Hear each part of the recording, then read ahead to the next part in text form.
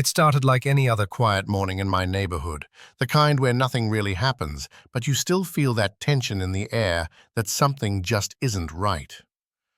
I always paid my monthly HOA fees on time, just like every other responsible homeowner on my street. We were told that money went toward community maintenance, keeping the pool clean, trimming the lawns, fixing the streetlights, and all those little details that made our neighborhood look polished and welcoming. But over time, I started noticing something odd. The pool wasn't being cleaned as often. The grass grew higher than usual, turning the once neat lawns into an untidy mess. Even the streetlights began flickering out, one after another, until half of our street was dark at night. It was strange, because our HOA fees weren't cheap. In fact, they had recently been increased, supposedly to cover rising costs. But if more money was going into the HOA, why was the neighborhood falling apart? At first, I brushed it off. Maybe the maintenance crew was just behind schedule. Maybe the weather had slowed down the work. But after a few months, the excuses stopped making sense. I started hearing whispers from other neighbors. They complained that things were breaking, things weren't getting repaired, and their calls to the HOA office were either ignored or brushed off with vague answers. One neighbor said he had asked for a copy of the budget breakdown but was told it was confidential. Another neighbor mentioned how the HOA president, a man named Richard, had recently bought a brand new luxury car. That was when alarm bells started ringing in my head. The thought hit me like a wave. What if our money wasn't being used for the neighborhood at all? What if it was being taken? From that point on, I couldn't let it go. Every time I wrote another check to the HOA, it felt like I was being robbed. I decided I had to find out where our money was really going. My first step was to look at the official paperwork. I asked for the financial reports during the next HOA meeting. Richard, the president, gave a rehearsed smile and said they weren't available at this time, but assured us that everything was in order. The way he said it didn't sit right with me. It felt like he was hiding something, so I started digging on my own. I combed through old emails, invoices, and notices. I even asked a few of the other board members if they had ever seen the actual budget breakdown. To my surprise, they hadn't. Everything went through Richard first. He handled the fees, the payments, and the contracts. It all flowed through him, and nobody else ever saw the numbers. The more I pieced together, the clearer the picture became. Our HOA was supposed to bring in tens of thousands of dollars every year, but when I looked at the work actually being done, basic landscaping, occasional pool cleaning, and minor repairs, it didn't add up. The expenses should have been a fraction of what we were paying, so where was the rest going? One evening, while scrolling through public county records, I stumbled onto something shocking. Richard's name appeared in multiple recent property purchases. A vacant lot, a small rental home, even some land outside of town. All purchased within the past 2 years, exactly the same period when our fees had mysteriously gone up. It hit me like a punch to the stomach. Could it be possible that he was using our HOA money to fund his personal real estate ventures? The more I thought about it, the more it made sense. The luxury car, the sudden wealth, the unexplained gaps in the neighborhood budget. I felt a mixture of anger and determination. If this was true, then Richard wasn't just a bad president. He was stealing from every single one of us. But exposing him wouldn't be easy. He had control of the board, control of the documents, and control of the narrative. If I wanted to prove anything, I'd need hard evidence, something undeniable that showed he was pocketing our money. I decided to start with the basics. I went to the bank that handled our HOA account and asked for transaction details. At first, they refused, saying only an authorized board member could access that information.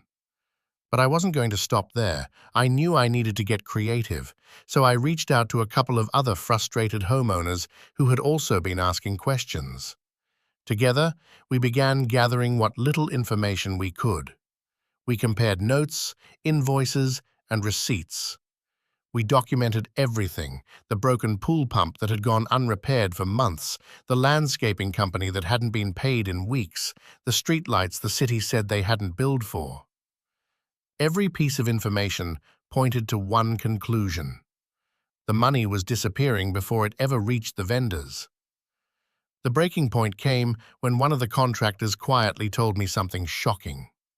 He admitted he had stopped working for our neighborhood because Richard had stopped paying him, despite the fact that we homeowners were still being charged.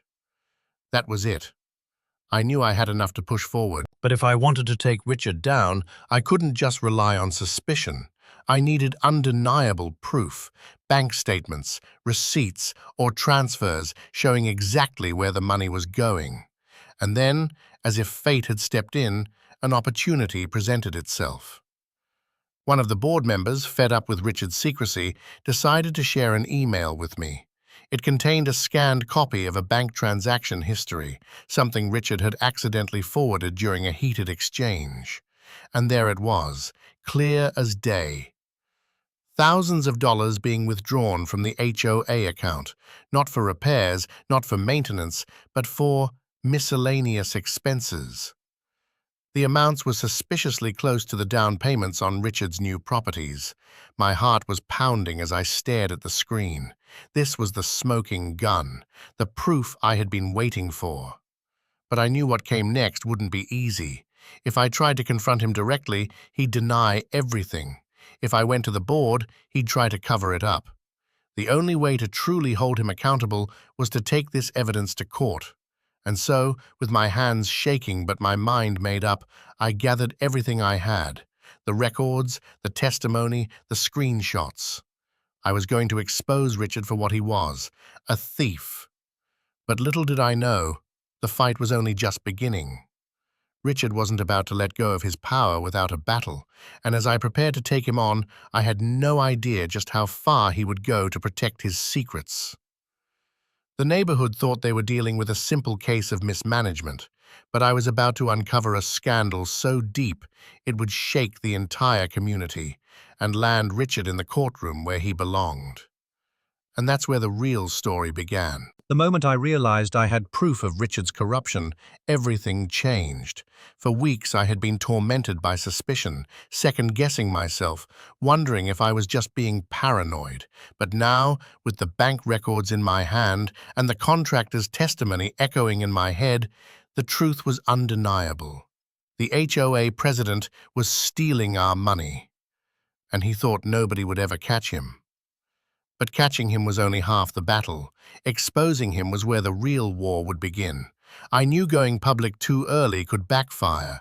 If Richard found out I was gathering evidence, he might cover his tracks, intimidate the board members, or even try to smear my name. That's the thing about people who crave control. They don't let go without a fight. So I moved carefully, gathering every scrap of information I could find. I organized the evidence like puzzle pieces: emails, invoices, statements, screenshots, and even testimonies from neighbors and contractors. The pattern was clear. Money went in from us homeowners. Instead of going out to maintenance companies, it was funneled into Richard's pockets, funding his new car, his property investments, and even luxury vacations. But when I finally brought my concerns to the board, expecting outrage or support, I was shocked. They looked uncomfortable, fidgeting in their seats, avoiding eye contact. A couple of them whispered that Richard had explained everything. Others said they didn't want to get involved. It was obvious. Richard had manipulated them, maybe even threatened them. That was when I realized I couldn't rely on the board. If I wanted to stop him, I'd have to go straight to the one place he couldn't twist the truth: the courtroom. Filing a lawsuit wasn't easy. I had to put my own money on the line, risk retaliation, and prepare myself for months of stress. But when I thought about all the families in my neighborhood, people who had trusted the HOA to take care of their homes and community, I knew I couldn't back down. Richard was stealing from every single one of us, and it was time to hold him accountable. The day the lawsuit was filed, words spread like wildfire.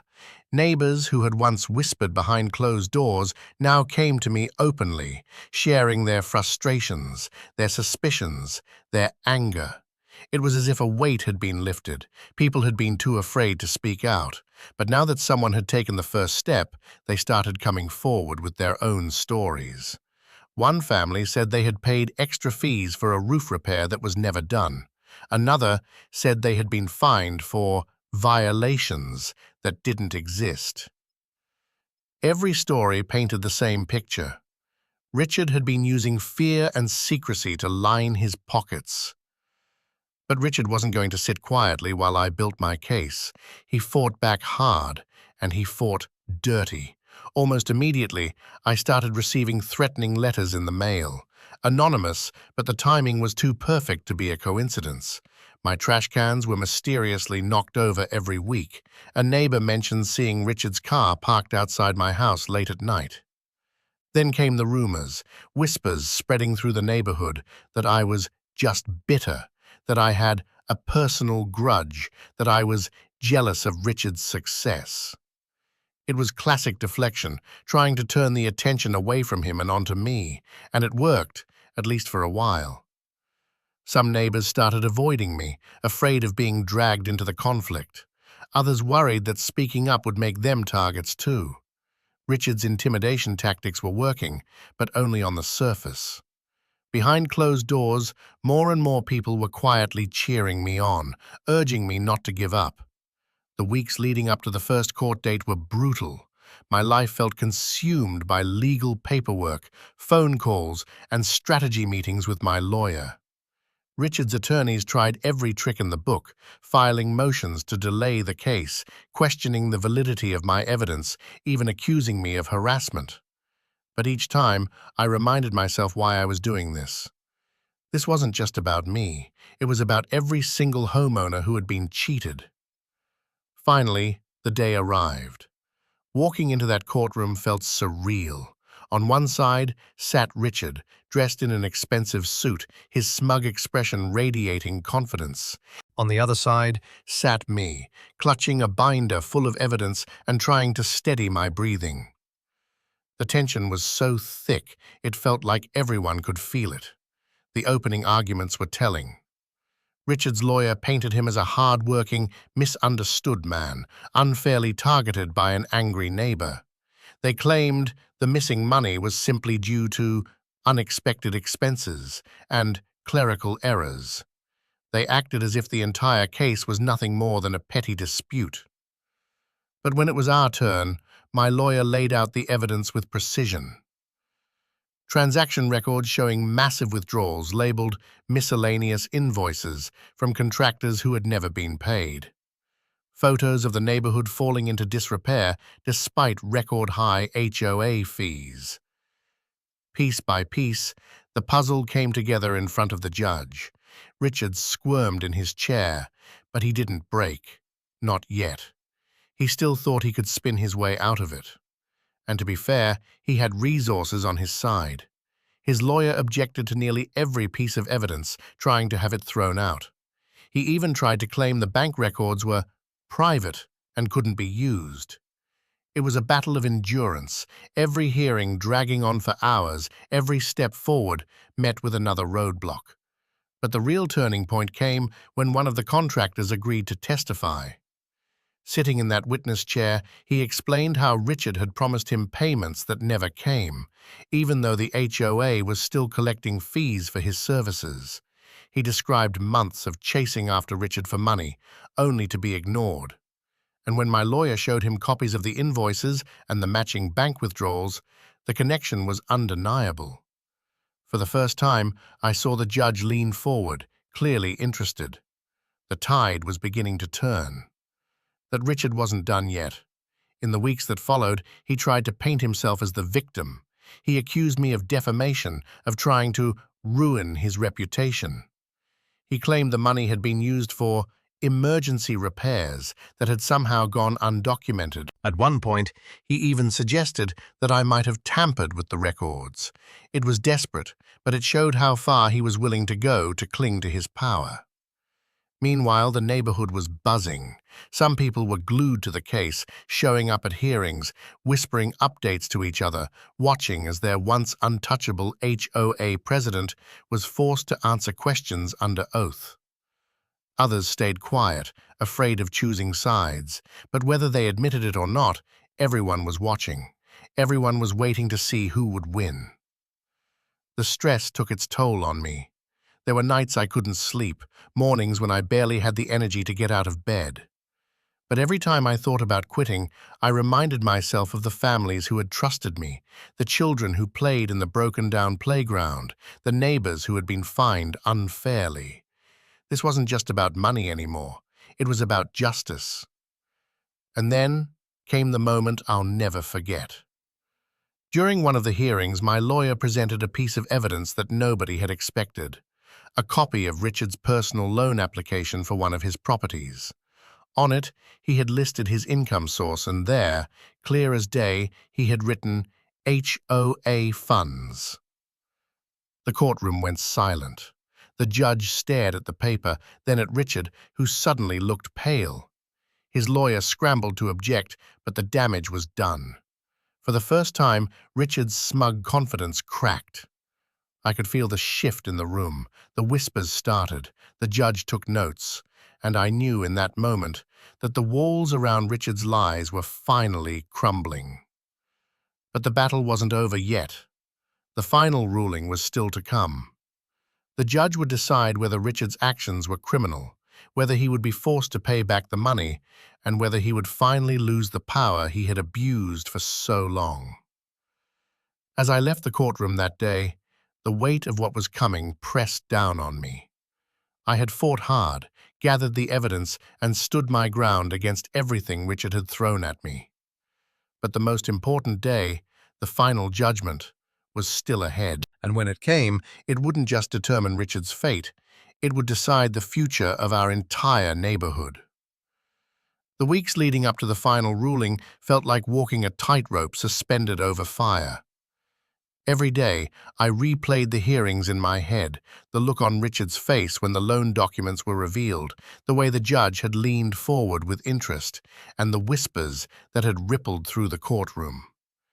The evidence was strong, almost overwhelming, but I knew better than to celebrate too soon. In court, nothing was guaranteed. Richard still had resources. His lawyers filed motion after motion, trying to stall the case, dragging out the process in hopes I would run out of money or energy. They argued technicalities, questioned the chain of custody of evidence, even tried to have witness testimony thrown out. It was like fighting a hydra. Every time one head was cut off, another grew back. But the truth has a way of surviving. Piece by piece, the judge began to see through Richard's facade. The withdrawals, the unpaid invoices, the personal loan listing HOA funds as income. Together, they formed a story too clear to ignore. Meanwhile, the neighborhood watched from the sidelines. Every new development was the talk of the community. Some homeowners who had once defended Richard now crossed the street to avoid eye contact with him. Others, emboldened by the unraveling case, approached me quietly with encouragement, telling me they were grateful I had stood up when nobody else would. It felt like a tide was turning, not just in court, but in the entire neighborhood. The day of the final hearing arrived, like a storm cloud that had been building for months. The courtroom was packed. Even neighbors who had never shown interest before now sat in the back rows, their arms folded, their faces tense with anticipation. Richard walked in with his usual polished suit, but he no longer looked untouchable. There was a stiffness in his step, a flicker of panic in his eyes. For the first time, he looked like a man cornered. The judge wasted no time. After reviewing the evidence and listening to closing arguments, the courtroom fell into a tense silence as everyone waited for the decision. My heart pounded so hard I could hear it in my ears. The ruling came slowly, methodically, like a hammer being lifted higher and higher before crashing down. The judge declared that Richard had indeed misused HOA funds for personal gain. He was ordered to repay every dollar he had taken, tens of thousands, if not more, back into the HOA account. On top of that, he was fined heavily for fraud and stripped of his position as president, effective immediately. The judge's final words cut through the room like a blade. Richard's behavior had not only betrayed the trust of his community, but had also broken the law. For a moment, the room was silent, almost as if nobody had processed what had just happened. Then the whispers began, spreading like wildfire, gasps of disbelief, murmurs of satisfaction, even a few cheers from the back row. I sat frozen, the weight of the moment pressing down on me. I had won, not just for myself, but for everyone who had been cheated and silenced. Richard, on the other hand, looked shattered. His face drained of color, his hands clenched on the table as though holding on for balance. His lawyer whispered frantically in his ear, but it didn't matter anymore. The ruling was final. The empire he had built on lies had crumbled in front of everyone. As he was escorted out of the courtroom, I couldn't help but feel a mix of emotions. Satisfaction, yes. Relief, absolutely, but also disbelief at how close he had come to getting away with it all. If I hadn't dug deeper, if I had ignored the signs like so many others, Richard would still be sitting in that president's chair, draining us dry one check at a time. The aftermath was just as dramatic as the trial itself. The neighborhood practically erupted once the news spread. People who had once been quiet suddenly spoke out, sharing stories of unfair fines, bogus fees, and intimidation tactics. With Richard gone, it was as if a weight had been lifted. Meetings were no longer dominated by one smug voice. Instead, homeowners began taking an active role in decisions, asking questions, demanding transparency, and holding each other accountable. For the first time in years, our HOA actually felt like a community rather than a dictatorship. Repairs were scheduled, the pool was cleaned, the streetlights were fixed, and most importantly, every dollar spent was documented and shared openly with residents. Transparency had finally replaced secrecy, but the impact went beyond just fixing broken lights and overgrown lawns. The trial had lit a fire in people. Neighbors who had once kept to themselves began talking, connecting, and standing together. The fear that Richard had used to control us had turned into unity, and our neighborhood became stronger because of it. As for Richard, his downfall was swift and merciless. He lost his position, his reputation, and much of the wealth he had stolen. Words spread beyond our community, staining his name in nearby neighborhoods and local businesses. What he thought would be his ticket to success, using our money for his personal empire, ended up being the very thing that destroyed him. But for me, the journey didn't end the day the judge ruled in our favor. The experience had changed me. I had stepped into this fight thinking it would be about missing money and broken lights, but it became so much more.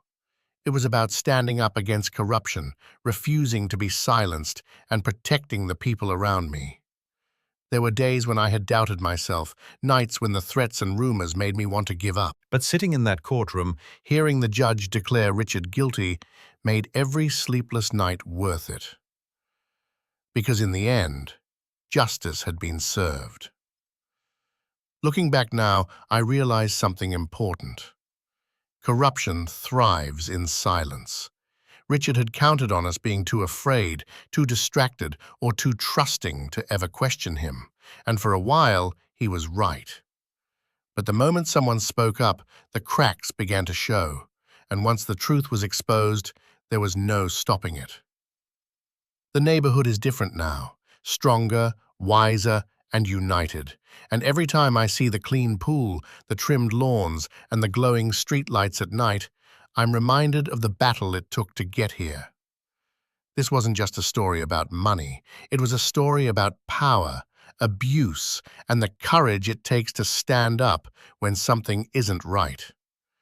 And in the end, it proved one thing.